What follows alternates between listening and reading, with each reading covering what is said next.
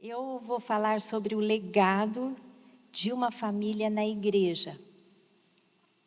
Mas eu quero começar orando para que o Senhor realmente toque algo bem específico no nosso coração. Porque cada um de nós vive uma história, um momento de vida, uma realidade. Então a palavra, ela nos toca dentro da nossa realidade e dentro da nossa necessidade. Mas o Espírito Santo é aquele que faz essa obra em nós. Porque a letra mata, mas o Espírito vivifica. A letra, ela traz a orientação, mas quem aquece os corações e torna aquela letra viva, a ponto de transformar nossas vidas, é o Espírito Santo. Então eu quero orar para que o Espírito Santo toque nos nossos corações. Amém? Então feche os seus olhos. Senhor Deus, em nome de Jesus, eu quero orar pela ação do Espírito Santo de Deus, trazendo vida a essas palavras, e que o Senhor mostre a cada um segundo a necessidade, direção e realidade. Senhor Deus, eu te peço que o Senhor abençoe a cada pessoa, a cada família que aqui está. Eu te peço que o Senhor abençoe a Ia Church, aqui a sede e todas as outras, Senhor Deus, igrejas que se reúnem no Brasil e também em outros países. Mas eu te peço a bênção do Senhor sobre a igreja de Jesus na terra. Senhor Deus, nós sabemos que o Senhor está preparando a sua igreja para o encontro contigo nos ares. E cada dia a gente vê os sinais de que esse tempo está chegando. Por isso, Senhor Deus, santifica a tua igreja, santifica as nossas vidas. Nós que somos noiva de Cristo, prepara-nos para este encontro, para este casamento que nós vamos ter. E nós dizemos, Maranata, que nós temos ansiedade, Senhor Deus, nós temos um desejo ardente de nos encontrarmos com o Senhor em Cristo Jesus. Amém. Glória a Deus, aleluia. A gente sabe, como eu orei, que a gente precisa discernir os tempos. A palavra de Deus diz que a sabedoria que vem do alto faz com que nós possamos discernir o tempo e o modo como devemos viver esse tempo. O tempo, para cada um de nós, é diferente. Como eu perguntei lá, quantos anos você tem? Você é casado, solteiro? Você está para casar? Você já é casado há muitos anos? Eu vou fazer 40 anos de casado, já estou tendo meus netos, estou num tempo da minha vida.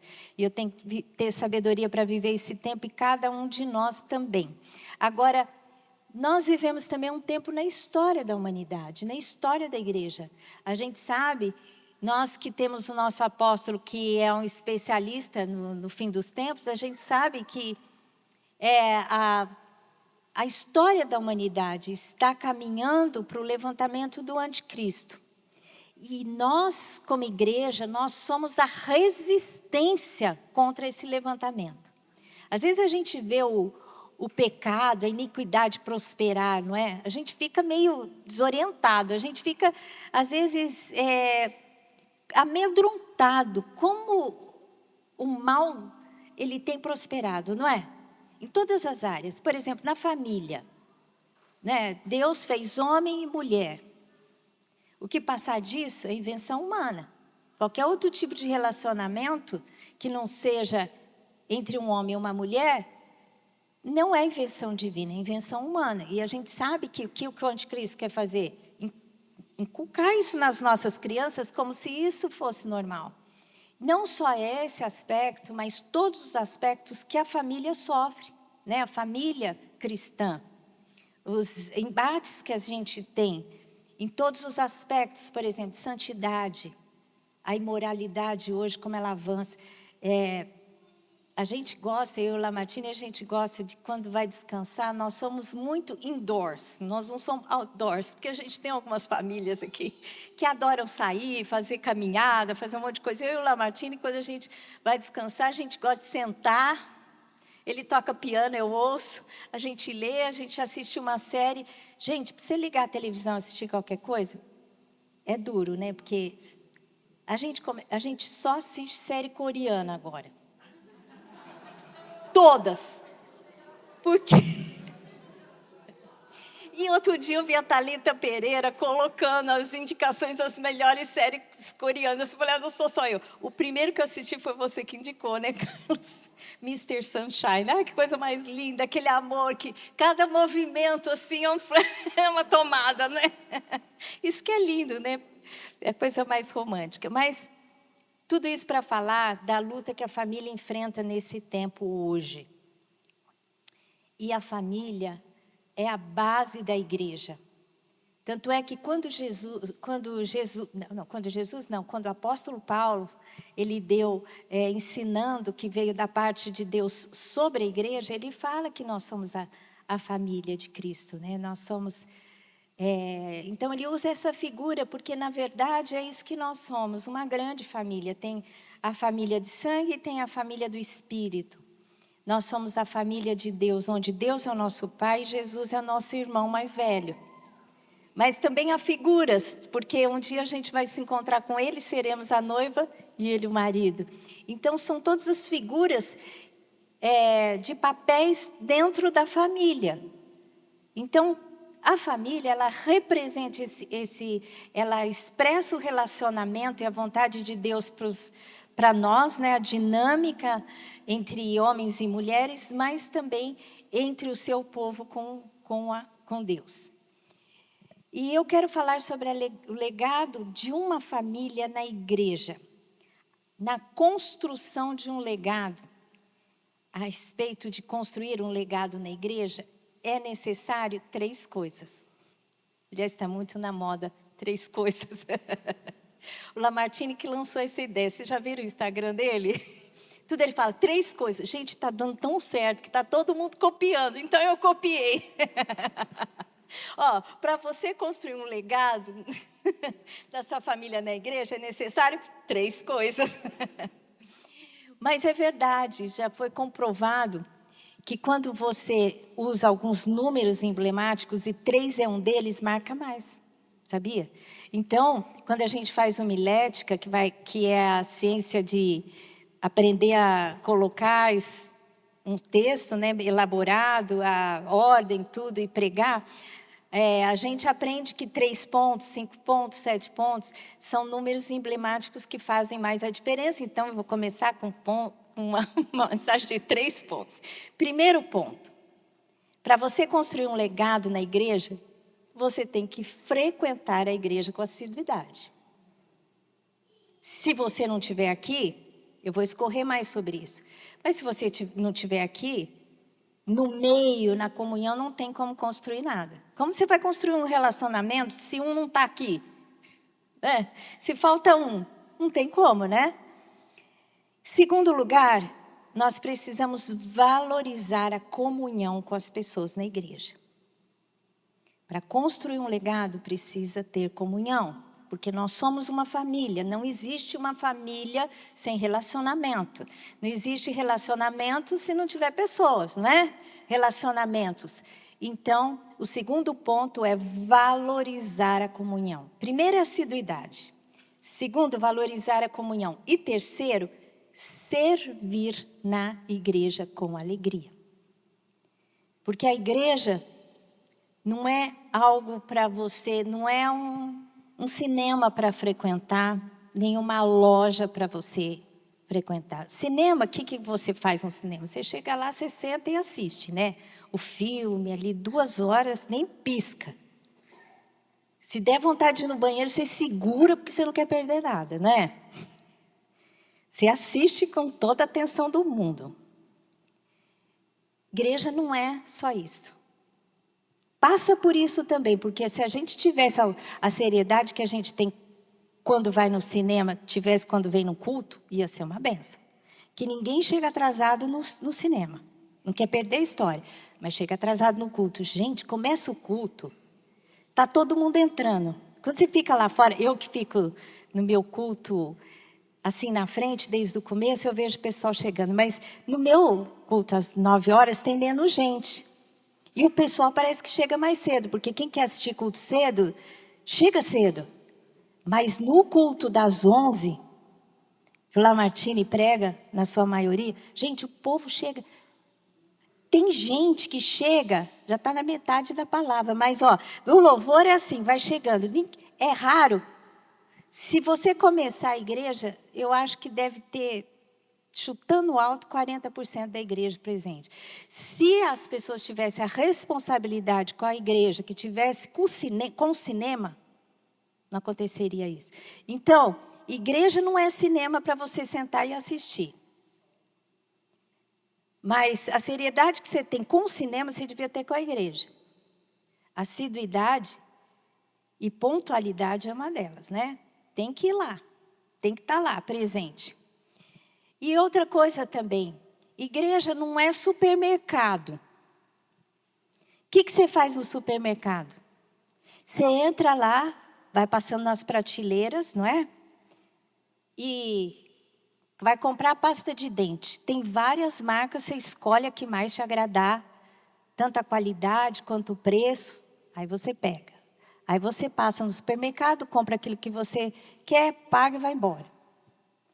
Tem gente que faz da igreja um supermercado, que você vai lá e só usufrui. E você quer receber bem. Você vai numa igreja. Se você chega lá, você não tem um bom lugar para estacionar. Se você, no louvor, não canta as músicas do jeito que você gosta. Se você tem filhos e aquilo que é oferecido para o seu filho não está bom, também é uma coisa que você vai analisar. Você vai analisar a qualidade do pregador. Se ele fala como você gosta ou não. Então, o apóstolo Lamartine, por exemplo, é uma pessoa que tem conteúdo, que fala bem. Tem gente que gosta de uma coisa mais básica, mais simples, então não vai ficar aqui. Então, assim, igreja não é supermercado. Igreja é família. Então, você tem que amar, não aquilo que oferece, também o que oferece, mas não só o que oferece. E se a gente tivesse a seriedade que a gente tem a entrar no supermercado, tivesse com a igreja, também seria muito importante, porque quando você vai no supermercado, você quer receber algo, e isso é importante. Quando você vai na igreja, você recebe algo também, mas isso é parte de, não é tudo. Amém? Porque a dinâmica de um relacionamento, de uma família é isso. É, você dá e você recebe, não é? É essa a dinâmica. Então, passa por também você querer receber algo que supre as suas necessidades. É por isso que nós, como família, a gente tem que ter um olhar às necessidades daqueles que estão aqui frequentando. Então, é importante que a gente pense nisso também. Até por conta disso, é importante que você se importe em servir na igreja. Então, frequentar a igreja com assiduidade é o primeiro ponto. Hebreus 10, 25 diz assim: não deixemos de congregar-nos, como é costume de alguns. Antes, façamos admoestações, e tanto mais quanto vedes que o dia se aproxima. O que é o dia se aproximar? A volta de Cristo, né? O dia do Senhor, que envolve desde o arrebatamento, os 7 dias de tribulação, depois 7 anos de tribulação, depois Jesus desce com a igreja, reina 1000 anos, né? E depois de 1000 anos, Satanás é solto, tem o confronto final e Deus restaura, fazendo novos céus e nova terra. Tudo isso faz parte do dia do Senhor, que é o fechamento da história da humanidade. Quanto mais esse dia se aproxima, mais tem necessidade de se congregar. Aqui diz assim, não deixemos de congregar-nos como é costume de alguns. É costume de alguns. E a gente sabe que há uma onda aí de gente desigrejada. Aliás, diz que os desigrejados, acho que está em terceiro lugar no número de grupos de segmentos da igreja. Então, por exemplo, primeiro, acho que é a Assembleia de Deus, que é maior. Segundo, eu não sei qual é. A terceiro são os desigrejados em número. Muita gente deixa de congregar. E a Bíblia diz que não pode deixar de congregar. Por quê? Porque se você não estiver aqui, você esfria. A gente vai na igreja para quê? para receber a palavra, como a igreja se reunia? Recebia a doutrina dos apóstolos. Qual era a dinâmica? Eles recebiam a doutrina dos apóstolos e hoje a gente recebe o quê? O ensinamento da palavra de Deus pelo pastor, pelo professor dos cursos que você faz, pelos outros pastores que estão presentes nas reuniões, pelo líder de célula. Então a gente tem que entender a doutrina, tem que haver comunhão, assiduidade, você tem que vir para que você tenha convívio com as pessoas que têm a sua fé. Não é? Porque, por exemplo, você ouve o meu testemunho. Hoje, ali na pregação, eu dei alguns testemunhos. Edifica a vida das pessoas. Tanto as minhas lutas, quanto as minhas vitórias. Porque a palavra de Deus diz que naquilo que consolamos, naquilo que fomos consolados, consolamos. Quando a gente passa por uma tribulação, alguma dificuldade, algum problema e vence, você foi consolado por Deus. Aí você tem uma experiência de vitória. Aí você, dentro daquela experiência, você consola. Não é? Eu fiz um podcast com a Márcia, a mãe do Ramon, Márcia Poletti. Márcia Poletti. É porque o Ramon acho que não tem Poletti, por isso que eu esqueço. A Márcia Poletti e ela hoje com o Márcio, eles são líderes do grupo Recomeço. Por quê? Porque os dois passaram por um divórcio, hoje estão no segundo casamento e Deus tem feito grandes coisas na vida deles. Então, naquilo que eles passaram, sentiram, sofreram, hoje eles podem aconselhar e ajudar a outros. E assim que é a dinâmica. Então, tem que ter assiduidade, tem que congregar para que você aprenda. Porque aqui diz assim, antes façamos admoestações. Que é admoestação? É conversar, é confrontar, é ensinar, é encorajar o outro. Nas suas necessidades, nas suas dificuldades, nas suas vitórias. Porque a Bíblia diz lá em Tiago que você tem que cantar louvores, não é? Com aquele que está alegre. Você tem que chorar com aquele que chora. Quer dizer, uma pessoa está passando por uma dificuldade, você tem que chorar com ela, né? Se a pessoa teve uma vitória, uma conquista, você não pode ter inveja. Você precisa se alegrar com ela. Às vezes a gente tem mais facilidade de chorar do que se alegrar. Tem que se alegrar e tem que chorar, não é? Mas tem que orar por aqueles que precisam. E isso é a admoestação. Então, a gente não pode deixar de congregar porque tem que passar por essa dinâmica. Não deixemos de congregar, como é costume de alguns. Hoje em dia, as pessoas, elas estão muitas vezes feridas e elas preferem não estar no meio do povo do que estar no meio. Também por conta da pandemia e a internet, que é uma bênção, porque, por exemplo, ele está gravando agora, vai ser postado no canal da igreja. Se nós temos aqui, sei lá, 200 pessoas, logo que vai postar, vai ter 1000 visualizações. E pode chegar muitas visualizações, entendeu? Então, isso é muito importante. Às vezes a pessoa não tá doente, não pode estar aqui, ela tem acesso lá na casa dela. Mas não pode ter o comodismo de qualquer coisa não vir na igreja.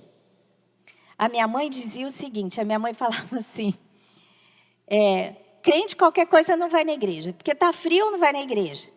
Mas vai trabalhar de segunda a sexta, mas não vai na igreja no domingo. Se está calor, vai trabalhar, porque tem que trabalhar para ganhar dinheiro. Mas não vai na igreja porque não tem um ar-condicionado que eu quero, está muito calor, então deixei para a piscina, para o clube. Não é? Quando chove é porque está chovendo, vai pegar chuva. Eu morava no interior e a gente ia andando para a igreja, né? Então, quando tinha chuva, a gente não queria ir, né? Tinha que andar de sombrinha, mas sempre chegava meio molhado. E eu falava, mãe, hoje está chovendo. E tem aquela frase que muito crente antigo conhece. Crente não é feito de açúcar que derrete na chuva. Quantos já ouviram essa frase? Então, a gente não é feito de açúcar, né? Pode tomar uma chuvinha por aí, porque para trabalhar a gente tem que ir na chuva, não é? Para assumir compromisso. Por que não pode ir de chuva na igreja? Mas é batata. Eu tenho o culto mais cedo. Então eu acordo, eu vejo assim, e hoje tem sol, vai ter mais gente na igreja. Ah, tá frio, não tem, vai ter gente na igreja. Eu já sei o número de audiência que eu vou ter, dependendo da temperatura do dia. Então, assim, não pode ser assim, né, gente? Tem que ter assiduidade, tem que ter compromisso. Lá na minha casa, assim, a minha mãe, ela era Caxias. Eu morei 5 anos em Santos, dos 12 aos 17. Essa é uma fase de grupo. O nosso pessoal da escola se reunia para ir para a praia de sábado e de domingo. Às vezes chovia o dia inteiro, sol, de domingo abria aquele sol lindo, né? E a turma já combinava, vai, vamos encontrar na praia. Eu nunca, Deus é testemunha, em 5 anos que eu morei em Santos, não teve um domingo que eu faltei na igreja para ir na praia. 0. Porque lá em casa não tinha essa. Deus em primeiro lugar, praia, lá para fora. Então, e aquilo que eu falei para vocês era escola dominical, primeiro culto. Evangelismo na comunidade, reunião de jovens, segundo culto da noite. Era dia inteirinho. Hoje a gente vai num culto só e falta. A maioria das famílias aqui vem 1 a 2 domingos por mês. Se você colocar em média, é o que vem. Tanto é que você tem não sei quantos membros, não vem 1/4 dos membros da igreja num domingo. Então as pessoas faltam muito. Elas não têm compromisso. E Deus não aprova isso. Porque se você é uma lenha fora da fogueira, você vai esfriar. É como aquela dinâmica de animais. Satanás, ele vai atacar aquele que está fora da manada, não o que está dentro. Então, é muito importante que a gente se preocupe com isso. Congregar todo domingo tem que vir. Domingo sim, domingo não, faça sol, faça chuva.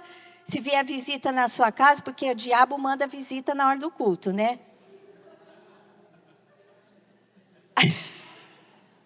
Não é? Lá na minha casa não tinha isso não. Chegava a visita na hora do culto, minha mãe levava para o culto.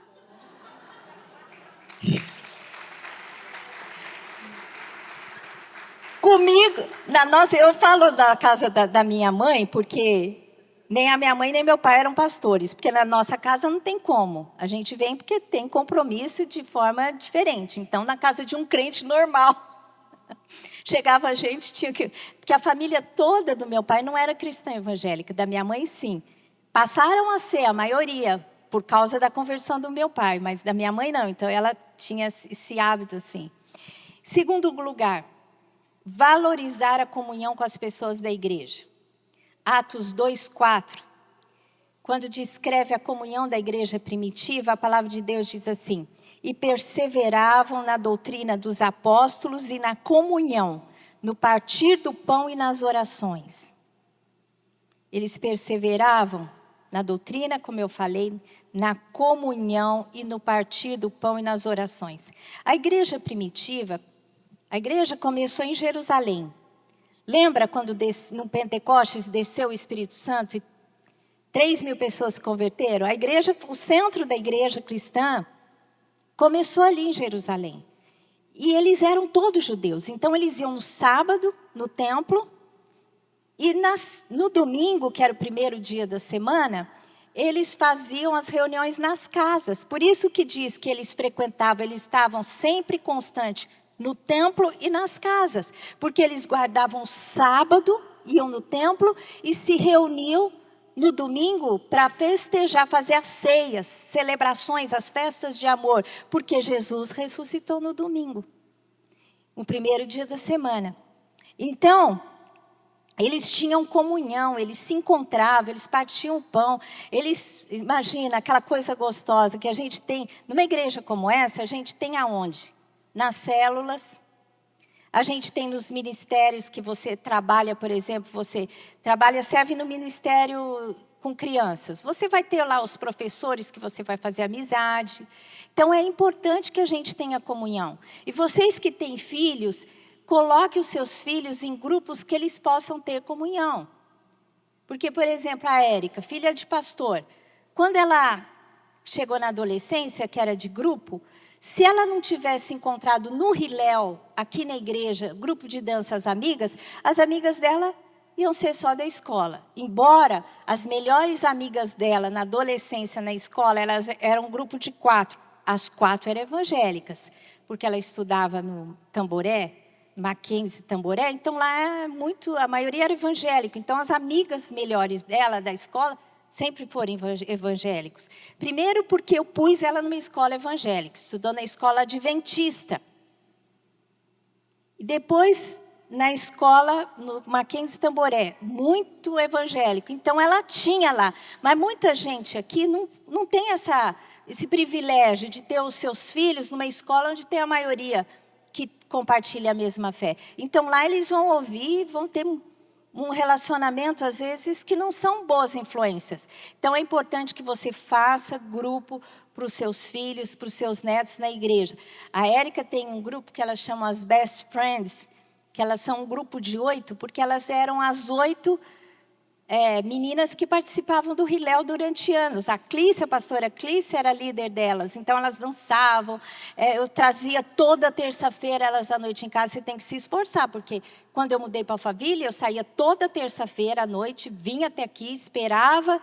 Aí eu aproveitei para fazer uma reunião de oração enquanto ela dançava no Hillel e depois voltava. Então você tem que se esforçar para você ter comunhão na igreja.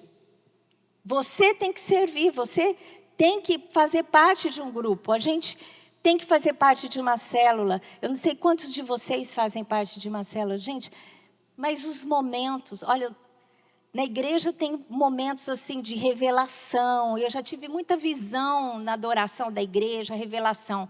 Mas na célula, nas reuniões que a gente teve em células na minha casa, foram os momentos de intimidade com Deus mais profundos que eu tive. Tem uma cena, porque na nossa casa, embora a gente seja pastor, líder da igreja, a gente sempre teve reuniões, fases diferentes da vida. Por exemplo, quando nós fundamos a igreja, era uma célula pequenininha numa igreja do Kiyomi, descendente de japonês, começou ali.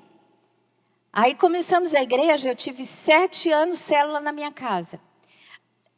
O pessoal daquela primeira célula são os pastores da igreja hoje. Muitos que estavam lá são pastores hoje, estão com a gente até hoje. A gente formou a liderança da igreja na nossa célula. Mas fazia tudo na célula, né? E eu me lembro uma cena que marcou a minha vida. Na minha casa, eu morava no Brooklyn, numa casa geminada e tinha 2 andares. Então tinha uma sala, o pessoal entrava para a cozinha, porque não cabia todo mundo, subia a escada. E eu sempre ficava na escada, porque às vezes a Érica com as crianças ficavam lá em cima e eu ficava pronta para subir e descer. E eu me lembro de uma cena. Deus me deu uma visão, que eu via várias velas, mas eu vi uma vela que eu olhava especialmente para aquela vela.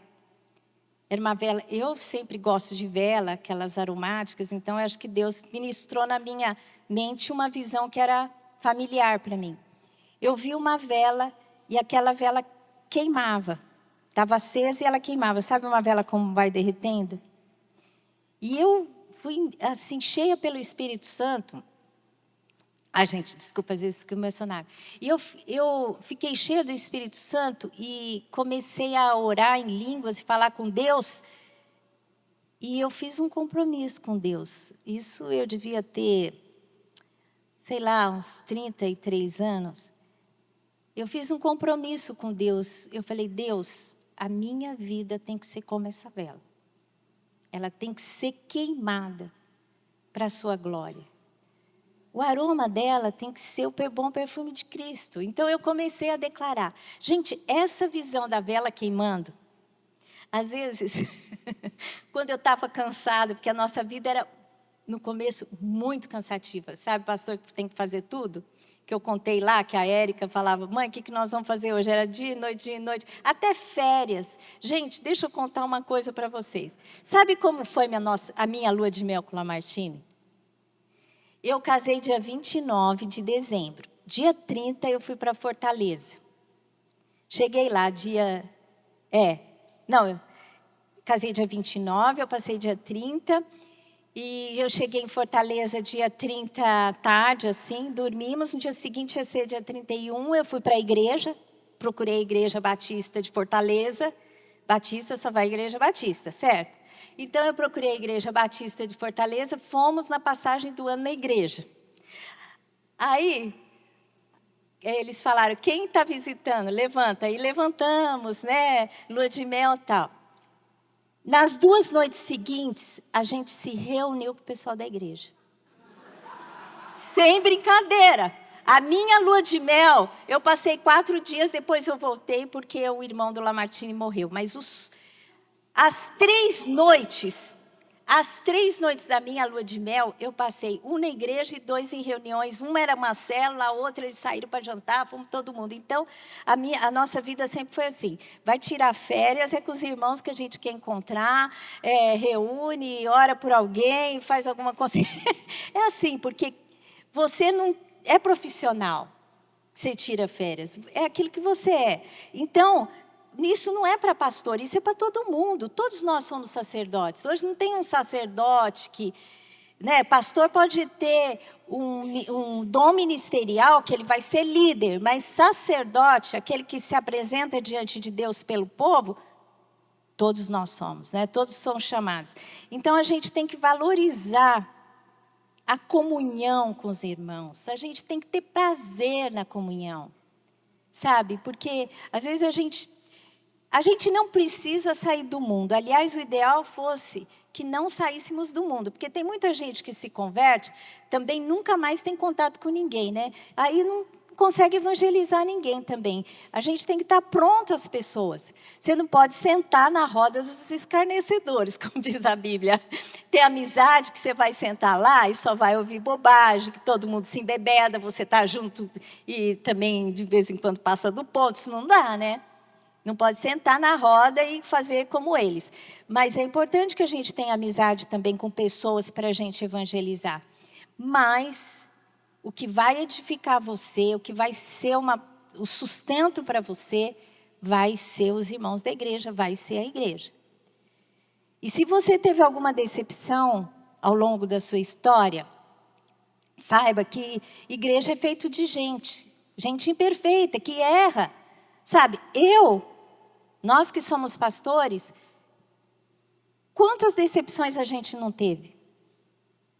Sabe, gente que às vezes chega, você recebe com todo amor e carinho, você sofre com aquela pessoa, ela está passando por uma dificuldade, você enfrenta com ela, você sente a dor, você gasta tempo, energia, sentimento, tudo. A pessoa vai embora, nem se despede. Gente, isso e outras coisas mais, que às vezes vai embora falando mal. Às vezes tem uma expectativa de você dá, mas você não dá, às vezes, tudo que aquela pessoa pensa ou deseja, ela sai falando mal de você. Ela retribui o bem com o mal. Entendeu? Decepção. Nós temos, mas nós não deixamos o ministério, porque nós fazemos isso por amor a Deus. Você tem que olhar para Deus, sabe? Deus, Jesus nunca vai errar com você. Ser humano erra com você, mas ser humano acerta, né? Então, se você foi machucado na igreja, peça cura para Deus e saiba que Deus ama a igreja. Você não pode deixar de amar aquilo que Deus ama. Eu sempre digo assim, por que eu amo Israel e amo Jerusalém? Eu tenho paixão por Israel. Assim, Deus nos tem dado a graça de irmos sempre para lá, né? Isso, eu fico pensando, a gente tem que aprender a amar as coisas que Deus ama. Por exemplo, a gente tem que amar Jerusalém. Tem muita gente aqui que já foi viajar para a Disney várias vezes e não tem prazer em pensar em guardar dinheiro para ir para Israel conhecer Jerusalém. Você não tem vontade de conhecer a cidade, é o único lugar que Deus diz que ama. Vai voltar a pôr o pé lá. Vai ser o trono lá. Toda nação, no milênio, se não for lá, na festa dos tabernáculos, não vai ter chuva. Aquele lugar tem uma atmosfera espiritual que é uma coisa incrível. Tem gente que já foi para a Europa, já foi para a Disney e nunca se preocupou em conhecer Jerusalém. Não é absurdo isso? A gente tem que amar o que Deus ama. Deus ama a igreja porque é o corpo dele. Temos que amar. Então ame as coisas que Deus ama. Mas aqui é um parênteses só para dizer que esse ano não dá para você ir para Israel com a gente, mas pode ir o ano que vem.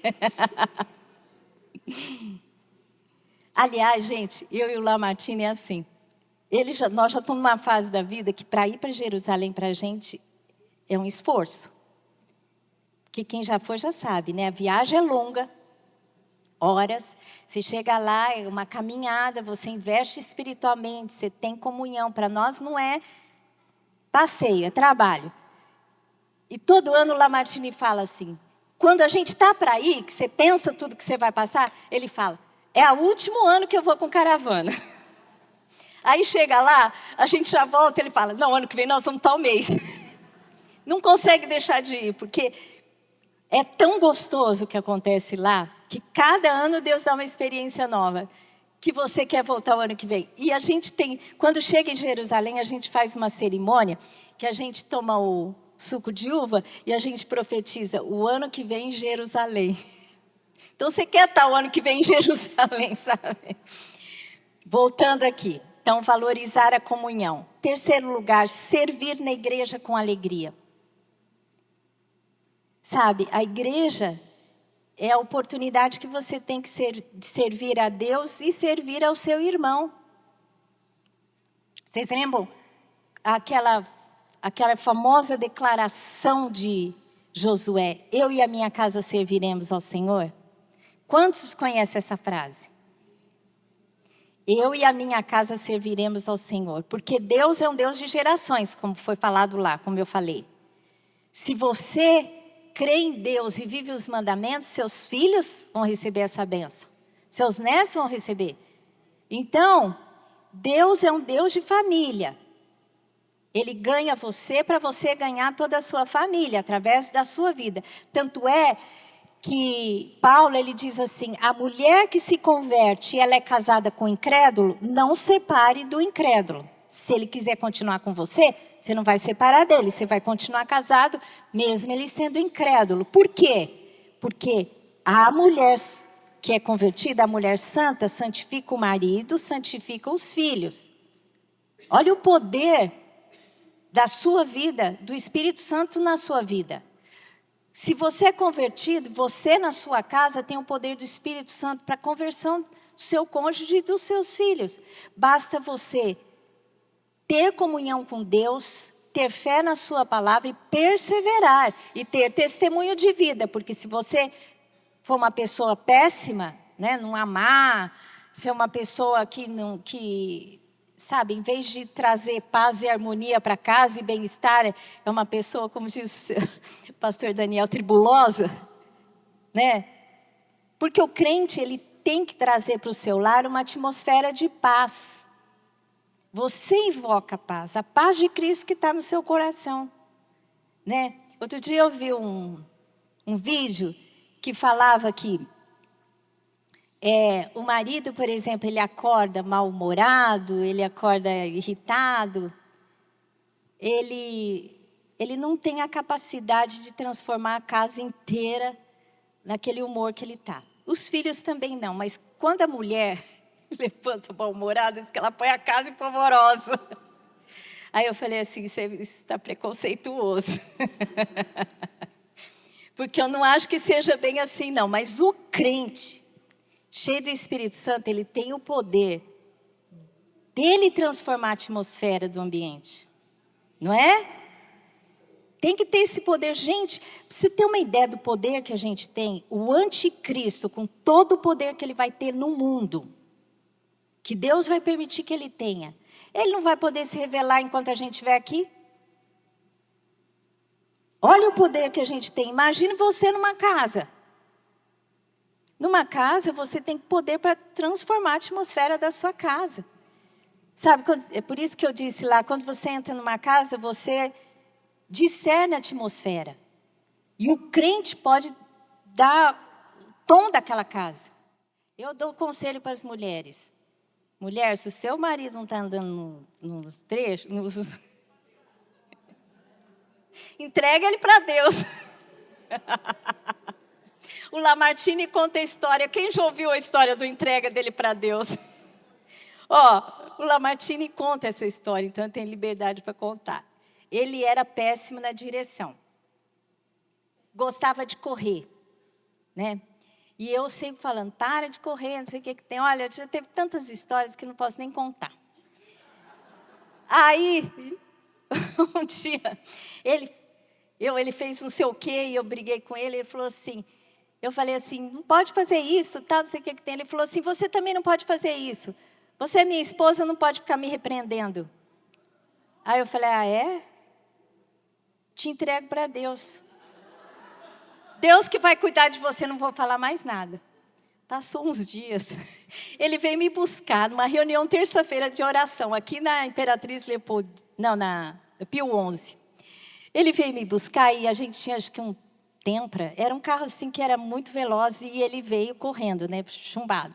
Aí ele passou em frente a um negócio da polícia que tem ali, na Diógenes Ribeiro de Lima, e o policial veio atrás, porque um carro que era roubado, correndo daquele jeito, e ele atrás, e ele não percebeu, então eles acharam, ele está fugindo de mim, da gente, e foi atrás dele. E teve uma hora que ele parou em frente da igreja, e eles pegaram e mandaram o Lamartine sair e puseram uma arma na cabeça dele. Aí ele começou a falar, ai, desculpa, eu sou pastor dessa igreja aqui. Aí disse que um dos policiais era crente e falou assim, pastor, como o senhor faz isso? A gente achou que era carro roubado, esse carro é muito roubado, você passou correndo, a gente achou que era um carro roubado. Bom, aí eu cheguei lá, tudo, ficou quieto, quando eu voltei para casa, ele falou assim, Lília, você me entregou para Deus, né? Eu falei, entreguei. Ele falou, você não sabe o que aconteceu. Eu falei, tá vendo? Eu conto esse testemunho. Eu falei, gente, e a gente tem que saber que Deus, Ele defende os menores, os mais enfraquecidos e tudo mais. Então eu falo assim, mulher, você tem uma força que você não sabe que você tem. Porque entrega para Deus, homem nenhum não pode resistir você, mas Deus não resiste, não. E o homem também tem que entregar muita mulher para Deus, né? Fala a verdade. Porque nem todo homem tem capacidade de transformar a sua esposa, né?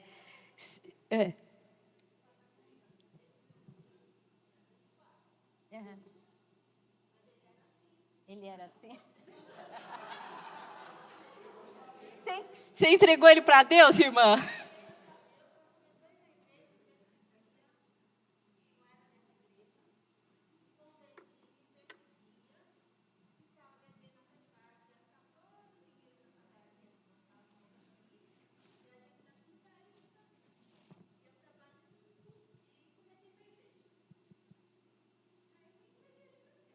Tá vendo?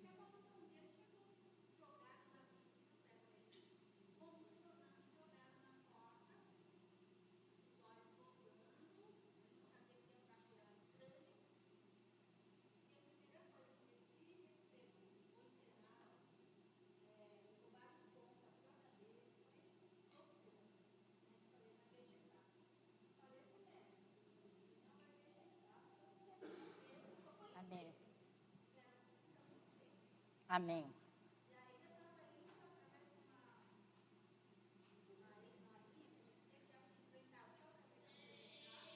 Uhum. Glória. Ai, vamos aplaudir o Senhor. Meu irmão, ainda bem que o senhor se converteu, viu? Porque, eu não sei, não. Mas, tá vendo? Mas ele foi... Deus tinha um propósito para a vida dele. E ele foi um homem quebrantado, porque... Não é?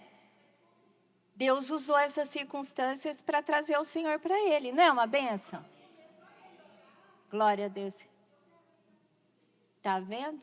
É isso aí. Gente.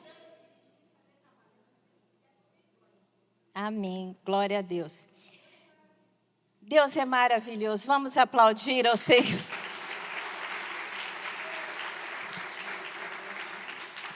Então eu comecei aqui falando de Josué. Josué, ele conquistou a terra né, com o povo. E depois daquela conquista, os anos se passaram e o povo começou a fazer aliança com os outros povos e adorar outros deuses. Aí teve um momento que Deus, através de Josué, chamou o povo a uma consagração. Ele leu de novo a aliança que Deus queria fazer com aquele povo. E ele falou, é hora de decidir, porque eu e a minha casa serviremos ao Senhor. Porque adoração, essa palavra serviremos, essa palavra no original, na verdade, ela é estar de joelhos.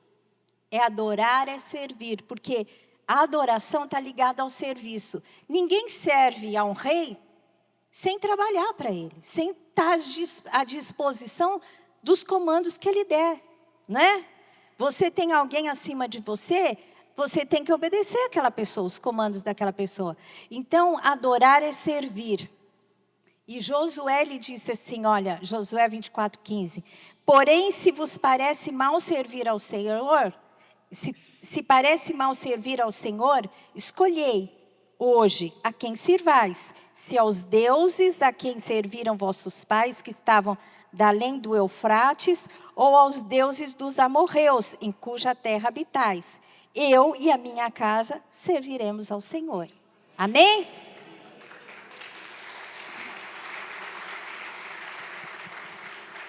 Para você formar um legado na igreja, você precisa servir. Os dons, que são capacitações do Espírito Santo na nossa vida, que é em diversas áreas. Dom de ensino, dom de profecia, dom de liberalidade. Tem tantos dons, o que mais, Carlos? Vai lembrando algum dom. Tem tantos dons. Dom de socorro, de ensino, louvor, tem muitos dons, tem listas de dons, que são capacitações para você trabalhar. Você vai trabalhar, e lá a palavra de Deus diz que lá em Efésios, que Deus dá esses dons para o aperfeiçoamento dos santos.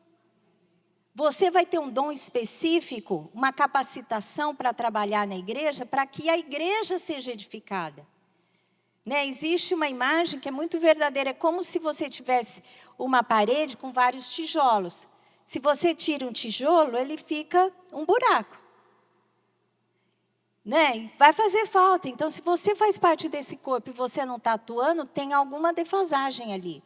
Você, o corpo de Cristo, lá o apóstolo Paulo ele diz assim, porque um é o pé, um é a perna, outro é o joelho. Quer dizer, quem é a cabeça é Cristo, dá o comando, mas todos precisam responder, cada um com a sua função. Então, para você construir um legado na igreja, você tem que servir na igreja. E você pode servir em qualquer área. Gente, a gente tem os voluntários que abrem a porta, recebem as pessoas. Como é importante ser bem recebido numa igreja. Se você é recebido com um sorriso, você vai voltar, você vai se sentir, né? Se não tivesse alguém que limpasse, olha, você não ia ter essa limpeza, esse prazer de estar aqui. Se não tivesse alguém que cuidasse das finanças, da administração, se não tivesse alguém que orasse para sustentar esse local, se não tivesse alguém, por exemplo, tem um dom de liberalidade. Você sabia que tem um dom específico que fala sobre dinheiro, que é a liberalidade? Porque todos nós temos que ser fiéis nos dízimos e nas ofertas, mas tem certas pessoas que têm um dom especial, que ele tem um olhar e uma motivação e um desejo e uma ação de contribuir além do que todos. Tem pessoas assim, que pode ganhar pouco, mas ele dá mais proporcionalmente que todo mundo. Não é para ter dom de liberalidade só o rico. Pode ter rico que tem, mas pode ter pessoas bem simples, que ganham muito pouco, que tem esse dom. É aquele que, sabe, aquela pessoa que dá o máximo que pode, vai sempre além. Então, tem dons relativos a tudo, porque precisa ter sustento na obra de Deus. Como é que paga o aluguel de si? Quanto que é o aluguel, Mauro, aqui desse espaço? 200 mil reais. Só isso, quer dizer, todas as pessoas, para todas as coisas que envolvem aqui, limpeza, manutenção, pessoas que trabalham, tudo isso. Todo mundo ama o ministério infantil. Tem muitos voluntários, mas tem pessoas que a gente né? Dá um salário para ficar, para servir. Então, tem diversos dons. Tem todo tipo de dom. Eu digo assim, você vai descobrir o seu dom servindo. Tem muita gente que fala, ai, eu não faço porque eu não sei qual é o meu dom. Meu filho, você não precisa saber qual é o seu dom. Sabe o que você precisa saber? Qual é a necessidade. Aí você vai e serve. Você servindo, Deus vai te dar os dons. Deus vai te dar a capacitação. Então, eu não sei o que eu vou fazer. Precisa de gente para visitar doente? Vai visitar o doente. Aí, quando você estiver visitando o doente, Deus vai te dar o dom de cura, para você orar por muita gente que vai ser curado. Então, não precisa esperar. Olha, eu no ministério servi de tudo. Fiquei 7 anos no ministério infantil. Gente, eu não sou uma pessoa que as crianças... eu não atraio crianças. Eu não sou uma pessoa simpática a crianças. Eu não tenho habilidade de desenhar, eu não tenho habilidade manual. Eu fiquei 7 anos no Ministério Infantil. E eu tenho testemunho dos meus aluninhos que se converteram comigo. Eu criava cada coisa, eu inventava cada coisa, que eu falo, gente, um dia, olha que loucura. Um dia eu quis falar sobre a nuvem de fogo que tinha à noite, quando o povo de Israel andava no deserto à noite, tinha a nuvem. Sabe o que eu fiz? Eu criei uma nuvem e botei fogo na nuvem. Gente, hora que não tinha nada assim, era piso frio, era um lugar, foi o segundo lugar, era bem simples. A hora que eu botei fogo, que eu vi, eu falei, ainda bem que eu usei um material que era bem inflamatório, então consumiu logo. A hora que acabou, eu falei assim, ó, eu aposto que os meus aluninhos nunca mais esqueceram a nuvem. Falei, gente, Deus tem misericórdia da gente. Ai, gente, nunca mais faz aqui. Faltam 5 minutos. Aqui a gente não acende nem a vela da mesa da ceia, para não ter o perigo. Então, olha, 3 pontos. Para você deixar um legado, você precisa frequentar com assiduidade. Comece a ticar. Pega o calendário e põe, esse domingo eu fui, esse domingo eu fui, esse domingo eu fui, esse domingo eu fui. Não é nada, esse domingo eu fui, não. Valorizar a comunhão. Tem que procurar um grupo e fazer amizade na igreja. E servir na igreja. Nada de ficar salvo, sentado, satisfeito, com a mão cruzada, né? Dar uma de supermercado, só consumir e não dá nada, né? A gente tem que servir, e servir com alegria, servir com prazer, fazer o melhor para Deus. Gente, eu fui impactada, eu conto muitas histórias, mas minha mãe foi minha referência de fé. A minha mãe, ela era organista, porque ela aprendeu a tocar órgão, e na igreja onde a gente ia, que era minúscula, tinha um órgão. Então, se a minha mãe não fosse para tocar o órgão, porque era o único instrumento que tinha que cantar a capela. Então, a minha mãe tinha que ir nos cultos, né, de domingo, que tinha de manhã, de noite, de quarta-feira, e ela levava os 3 filhos. E a gente tinha que ficar quietinho. Tinha uma época que era na frente, tinha que ficar quietinho assim. Se fizesse barulho. E tinha uma época que era no mezanino, e a gente tinha que ficar lá atrás. Então, assim, eu lembro que fazia sol, fazia chuva, não importa. A gente estava na igreja e ela servia com alegria. Minha mãe ensaiava os hinos para tocar na igreja direitinho, você entendeu? Fazia com alegria. Isso inspirou todo mundo. Eu e os meus irmãos, o Lucas veio outra fase da vida, mas os meus 2 irmãos sempre foram assim, de trabalhar nas igrejas onde frequentaram. Sempre são líderes, ou vice-presidente, sempre eles são ou vice-presidente, onde vão, ou são o tesoureiro da igreja, porque todos trabalham, gostam de finanças, né? Trabalharam com isso. Então, assim, se você for uma pessoa que serve a Deus com alegria, o seu filho vai querer fazer, porque ele vai ver isso em você, ele vai saber que isso é importante. Amém?